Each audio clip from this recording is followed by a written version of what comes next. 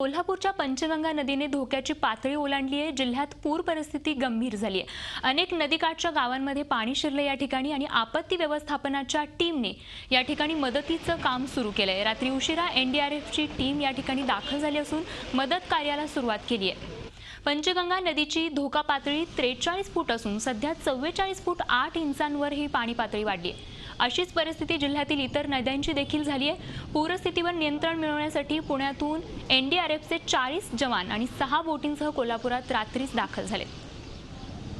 आणि आता थेट जाऊयात प्रताप नाईक आमचे प्रतिनिधी त्या ठिकाणून थेट आपल्या संपर्कात आहेत।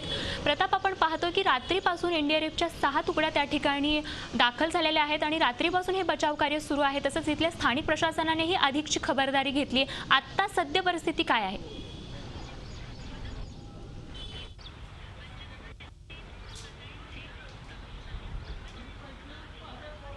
स्वाती, तू माझ्या पाठीमागे बघू शकतेस, हा कोल्हापूर रत्नागिरी हा महामार्ग आहे। या महामार्गावर असणारी आंबेवाडी असेल, केरले असेल किंवा ज्योतिबा असेल, या ठिकाणी असणारी जी लोक आहेत ती कशा प्रकारे आपला जीव वाचवण्यासाठी या रस्त्यावरून गुडघ्याभर पाण्यातून बाहेर येताना दिसत आहेत। रात्रीपासून ही लोक स्थलांतरित होत आहेत, कारण प्रशासनानं त्यांना आधीच सांगितलं होतं की जर पाणी अचानक वाढण्याची शक्यता आहे, त्यामुळे तुम्ही शिफ्ट व्हा। पण या लोकांनी थोडासा उशीर केला, त्यामुळे आता या लोकांना पाण्यातून वाट काढत आपला जीव वाचवण्यासाठी कोल्हापूरच्या दिशेने यावं लागते।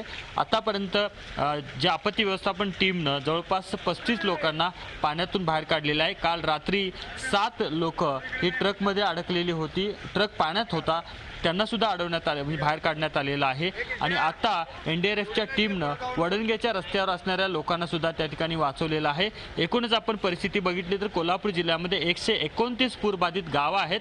त्या गावांना या पुराचा फटका बसलेला आहे आणि तिथल्या लोकांना हलवण्याचं काम युद्धपातळीवर प्रशासनानं सुरू केलेलं आहे। आता कोल्हापूर शहर आणि परिसरात पावसानं उसंत घेतलेली आहे, पण धरणाच्या पाणलोट क्षेत्रामध्ये मात्र पाण्याचं संततधार कायम असल्यामुळं अजूनही पाणी वाढेल अशा प्रकारची शक्यता आहे। त्यामुळे जिल्हा प्रशासन सतर्क होऊन सगळी यंत्रणा कार्यान्वित केलेली आहेत। झी 24 तास रहा एक पाऊल पुढे।